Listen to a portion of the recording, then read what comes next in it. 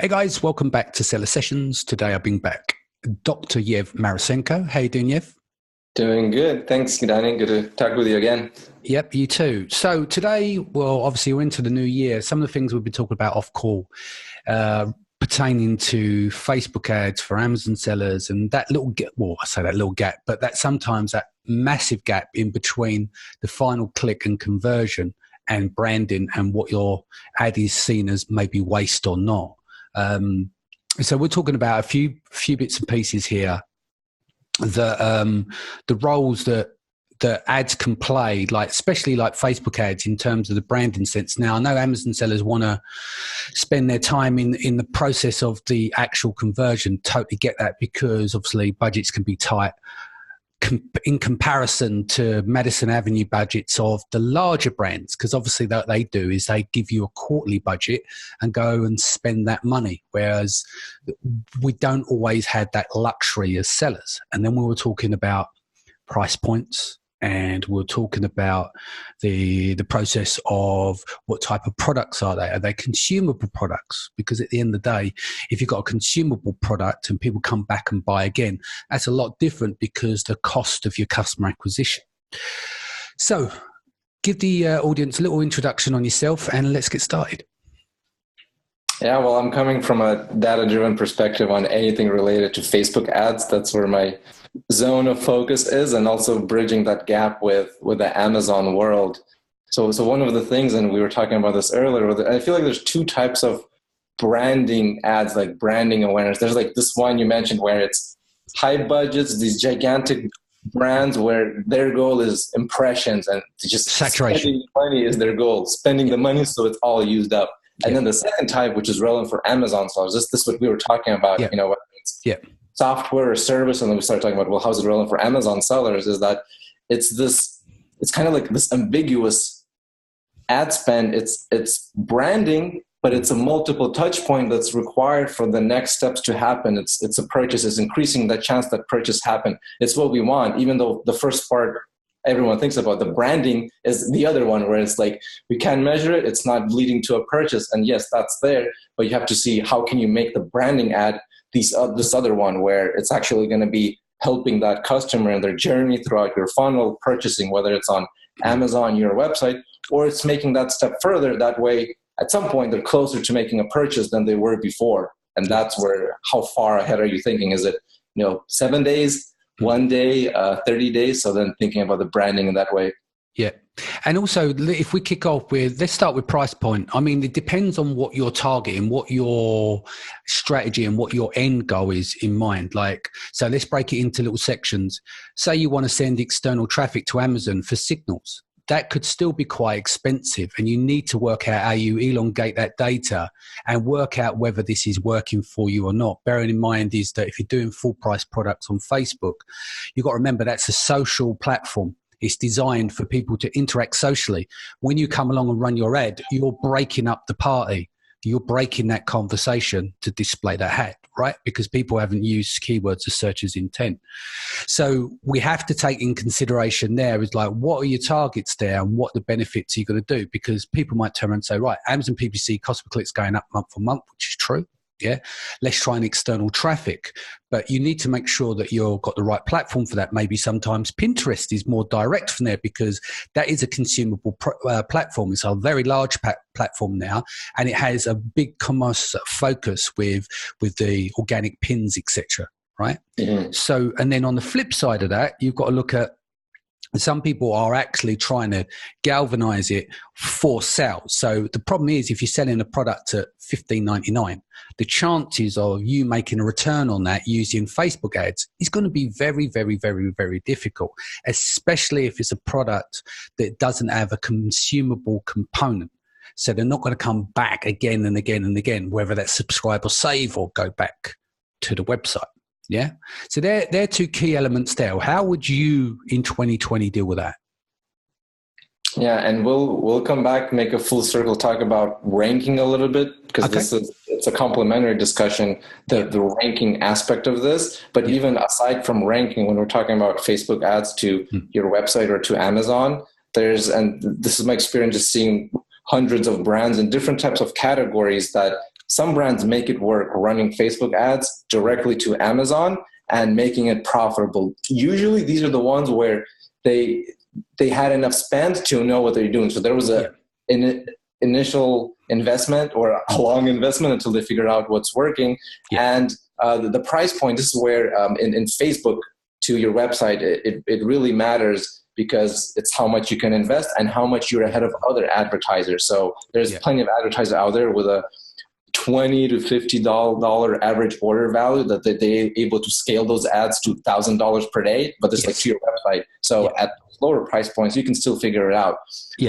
But normally, like you said, you need to have a good long history of spend and data to really tuck in to get to that point of where you go, okay, this is a lower price product. We've got very little margin to play with in terms of ad spend, but you've got to do that initial investment, which can run into the multiple thousands, 10, 15 grand, in some cases over a 3 or 4 month period to really dial in order to... Yeah, exactly. Yeah. And this part, this is not data for Facebook algorithmically. This is more internal data where knowing the creatives, your audience, what's actually getting to convert. So it's just a lot of spend knowing how can you get someone, what you were saying earlier, from a social platform to a buying platform. So that's where a lot of that ad testing and that kind of like waste goes, but it's an investment to figure out what's actually working later. And a lot of times it's like hundreds of dollars per day on Facebook ad spend, kind of like minimum. Like, yes, there's exception lower. And a lot of times like $1,000 per day is kind of like this threshold where brands have like figured it out. But that's because they probably have a little bit larger team where they actually have a dedicated Facebook ad person and they're able to like send traffic and really fast find out what's working or not.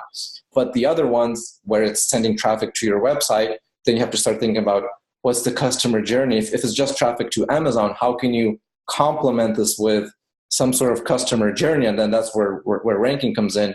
But on the part where it's to your website, sending traffic there, the investment there is where it's actually algorithmically Facebook will improve too, because you can track it better, whether it's with the pixel. That data is where the learning happens there, and then you could get really creative and provide some ideas, but kind of like the difference there. And then the higher the average order value, kind of like $75 to above that, is where I know that there's just like in different Facebook ads masterminds where like those are the advertisers that they like figure it out, but they have way more budget to play around with because they get a purchase. It's $75 or $100, not just $20. So they can spend a lot more for the testing. Yeah, that makes sense. Anything you want to add to this before we move on to the next section? Depends what the next section is. Well, I was just going to go into the branded side and just double back onto what we do with seller sessions. I'll be the first to admit that we could be so much better with our Facebook ads. Like at the end of the day, I go with the 80-20 rule in some case or most cases. So I'm sure we could dial in a lot better. But just for clarity, is that when we're selling the conference tickets, they're in the hundreds of pounds. They're not 10 or 20. So it gives us the opportunity to spend on ads. But in terms of return on investment on final click or buying on ticket, the data isn't brilliant. But I think we've managed to do it well enough is that you get that branding aspect. So when people open up, they look in their feed and it's that long period that leads up, because you promote a conference 4 or 5 months in advance, sometimes a bit longer. And so we'll go through and refresh our creatives and stuff like that. Now, this time round, I think I've got the promo video, which is 90 seconds long, and then we're going to have edits of that. Then there's 14 face-to-camera videos I've done talking about the speakers, etc. And there's over 100 creatives in terms of graphics that are different backgrounds, different variations, and then we've got like the carousel ads and all those kind of things. Because what we want to be able to do is produce something like evergreen content that we're constantly testing all of these. But it just means that when you sign in, you're not seeing the same ad. You know, you've seen it before of all conferences. You can get really lazy because you work with just the ads that work. And then you might just have flat graphics or carousel and they're always the same. So you log in and that's all you see is for 6 months until you say, please not show me this ad anymore. Yeah, you psychologically ignore it after some point. Exactly. So this is why it was, we thought this time round is just make up a big asset database, spend a good amount of time piecing all of this stuff together. I still think it plays an important role. So as bad as it sounds, I'm happy to spend a few grand on Facebook ads, even though the final click attribution doesn't look pretty. But I know a lot of the tickets are sold on Facebook because they reach out to me privately on my account on Facebook, asking if there's tickets left, is there this, is that, and asking questions, or they'll contact Kerry or one of the members of the team. Does that make sense? So I love the direction you're going, because I'm going to bring this back to exactly what Amazon sellers are doing, either incorrectly or what they could be doing. So it totally relates to this. Yeah. So I've still not worked it out by a long shot, and I don't think our team have worked it out by a long shot, but something tells me it works indirectly, so I will keep doing it. And it goes back to, we're not Madison Avenue brands, but I treat the Facebook budget for the conference the same way as these brands do. It's like I've allocated the budget, not allocated on return on investment. Does that make sense? Because for me, I'm like, I know this works somehow. It's indirect in most cases. The data doesn't show me that I'm going to shift a load of tickets that way, but the engagement still happens on Facebook, whether it's a PM to me or members of the team, or to the Facebook page as well, asking questions. Well, so I see it where, so even with my most direct experience through my software, I have two types of ads. One that I know, ads that are getting purchases, and other ads where I'm either I run an ad and I'm seeing there's no purchases coming from it, but then in Facebook groups or in different chats or Facebook messages are about that ad, and there's like no engagement, no purchases, but there's engagement about it, there's conversation about it. So is it a worthless ad because it didn't lead to a purchase, right? So this is then how far do we measure that attribution? So, and then there's the ads where I know it's like, it's trackable.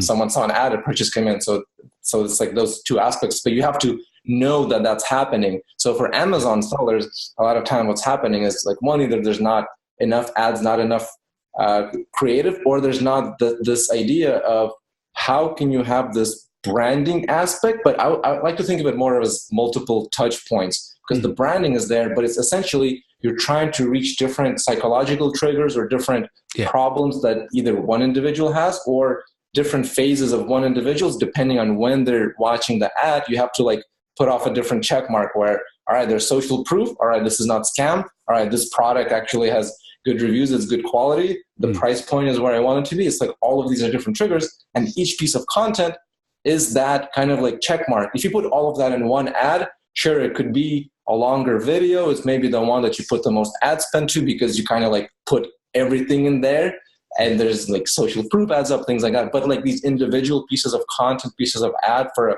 physical product to Amazon or to your website, the consumer, they saw all of them. And whether they remember 3 days later or not, that's a whole different question, but it depends on the story you're telling. But each one is like a little check mark. When they see the following ad, they'll either like subliminally remember the other one, or they'll remember it when they see the next ad. They're like, oh yeah, I saw that. It was a good piece of content on, let's say it's pet products of, how to have a good relationship with your dog so the dog is happy, or, like the good activity to do with the dog, like whatever type of content it is that people remember that. And then it's about the other aspects that's important for the consumer. So that's all coming through. And then at some point you have to think about, when are you presenting an offer, right? Whether it's like here's the price, or here's a discount, if you're going the route where there's some sort of like offers or discount promotions. But when you present that, it's just going to have such a higher chance of success of somebody claiming that offer when they have this history of you, this like customer journey of seeing these different aspects. And most Amazon sellers are not doing this. So if you're, so actually like, I'll come back to, I have a tip. I just haven't heard this much more, but that's kind of like that branding aspect. Think of it as multiple touch point, not where it's branding that doesn't lead to purchases. Try to expand your perspective on the attribution that is really hard to do. Are you looking at it within a 30-day time frame? You're looking at every day and every week, but also have that moment where you're like, all right, maybe like 1, 3, 7 days, it wasn't enough, but 7 days in, I remember all of these conversations I had, or your team member, or, like you were talking about through Facebook chat, people are asking you like, where do you buy? And then that's not trackable. That's not going to be coming in your ad manager, depending on how you're looking, how you're tracking. I mean, I suppose if we wanted to and we had the time to, we could track all of that. But I am definitely, you know, as much as I'm data driven in some areas, you know, like especially with the agency, that's just like full on, and we've got data scientists on the team, etc. Yeah.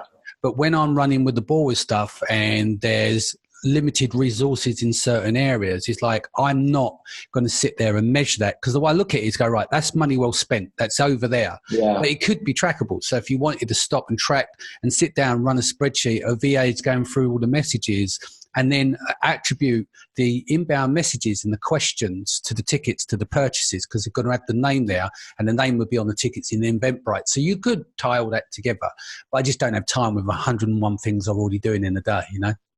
Yeah. And this is one of those things where, you know, you said spending a few $1,000s or whatever it is, the marketing budget, where you have to just set it aside where you're okay totally losing part of a budget. So, you know, maybe like, let's say it's a $5,000 budget and a certain percentage where you're okay where it's for that. Other parts where, like, you know, you need to get some ticket sales or product sales where that has to happen. But if you breaking down, that's going to make it so much easier where, you know, that, you know, whether like you're on different channels, different marketplaces where there's engagement there's growth in those channels, and it's more awareness. So it's like the sum of the parts are greater than just like the actual dollar per ad spend. Cool. So let's talk about tracking from your point of view, because you've got Zon Tracker, right? Yeah. So talk about some elements there that will help other Amazon sellers there if they've got, say, using your software to put all these attributions and these final click data in together. So they've got something to work with. Yeah. Well, now that it's been around longer, one of the things that I'm seeing that's working the best across different brands, again, sending traffic to Amazon. This is the most common what's done and the least effective. Unless it's that brand where you test so much or you're making it work. So usually I try to give suggestions of the other strategies that are done, or one thing you can add in that fits into perfectly ranking topics. A lot of things that have been going on in October, November, at the end of the year, in January, there's all these things happening about like, what is Amazon doing? They're like testing stuff. There's like all of those different just like weird things happening with search results. How is behavior important? You know, like geo rank or mobile versus desktop. There's all of these factors coming in, and people are questioning, is it because of the marketing strategies that I've done that my products are getting, or keywords are getting de-indexed, or ranking isn't happening as well? And the pattern that brings all of these topics together is something about like diversification. Again, like I don't think anyone has figured it out, or even Amazon exactly knows the answer because the information is in so many different places. But the more diversified type of traffic that you have, the more likely you're to have stable ranking, or you're able to give more points of data to Amazon. That way you're kind of going to like blend in the signal, and still with the diversified traffic, this is where you can bring in what we're talking about, the branding, because usually this comes in the form of retargeting or multiple touch points. And this is what Amazon sellers are not doing enough. But as soon as you start doing that, you just added your level of diversification. That's going to, you know, if you're worried about ranking on Amazon, or not the ranking itself, there's two types of like ranking overall, or just thinking about ranking. One is ranking itself, so you're getting sales. And two is whether it's sticking the ranking or triggering some warning and Amazon is going to find out, you know, kind of being afraid the other part of ranking, and then like what happens after the effect of ranking. So for the second part, I mean, there's a lot of things you can do to test. There's a lot of videos out there on how to like rank, and a lot of things that are working or not, or maybe half a year ago worked better, or now things that are still working. But the other part, this is what I want to talk about, is diversification of traffic. So here's one idea where anybody can do this. There's just isn't done enough. It's done by bigger brands, but smaller brands can totally do this. Is have a page, create a new page, the most simple page. This is totally relevant for Amazon sellers that don't want to create a big website. And it's something like when people search for your product or brand, they're going to put in certain words. The best example is something like the name of the brand and then coupon, where people just want to find it and they Google this. People Google this, but people might search for, there's really common terms, something like your brand and review of this product or comparison to this product. So people are going to, when they see your ads, your branding ads, they may research your brand. They may go to your website. They go to Amazon. We know from Zon Tracker that it's like 12% of purchase equivalent are spillover sales. You run traffic to your website, people are going to go to Amazon anyway. That's just like common across so many different brands. But if you want to increase that chance of diversified traffic, one of the things a lot of brands are worried about is like ManyChat traffic to Amazon, whether it's, let's say, it's like rebate strategies, ranking strategies, and then afterwards people are asking, all right, is Amazon like onto this? I'm using the same strategy, they're picking up on this, even if it's like seems natural, but it's like 99% traffic from mobile, right? Yeah. That's like what a lot of people are like starting to talk about more. Like I just did so many campaigns and I just realized where most of those sales are from mobile. And of course, Amazon sees this. And yes, Amazon knows that 40% of the purchases were from desktop across other brands. So is that enough to trigger a warning or not? Yeah. Like we're starting to find this out. But as soon as you add some sort of intermediate page or a page that people can find, you can give instructions there where, you know, it's like require them to make the purchase from desktop or have just an extra page, you know, like the easiest one. And you don't have to think about like coupons for coupons to hurt your branding, but more about your brand and coupon. Just that page. People are going to Google it, make it easy on them so they find it. And then it's just a very basic page on your site. And then you link them to Amazon or tell them how to shop on Amazon or add additional instructions there. So things like that, like those types of intermediate pages. Yeah. Sounds good. Is there anything you want to add before we go? I want to talk about you. You're going to be at Seller Sessions Live May 9th this year. So we brought you in as a speaker. Is there anything you want to quickly cover before we go? No, there's a lot of exciting things in the next, before the event that is kind of like on a weekly basis, learning something new about kind of like this algorithmic aspect and leveraging Facebook ads for this and being able to track some of this. So you'll definitely hear more stuff there. Well, basically, you'll be at the event. You'll be doing exclusive content for us. So we'll release nearer the time because obviously with so many changes, I like to release the content details of the event nearer the event because of the amount of changes. Otherwise, you end up having to change the slides. But before we go, what is the best way to reach you? Yeah, through Facebook, either my Facebook, connect with me on Facebook or my Facebook group. So it has Zon Tracker in the name or AMZ Jet in the name. So that's definitely the best. Yeah, or LinkedIn, but Facebook probably better. Cool. Guys, so Seller Sessions Live is brought to you by Thrasio. This is going to be on May 9th. We've got a free boat party. There's after parties. There's going to be some workshops and stuff on the Friday. Yev will be there. He'll be speaking. If you want to grab a ticket, click in the link below, and I'll see you again in the next few days. Take care.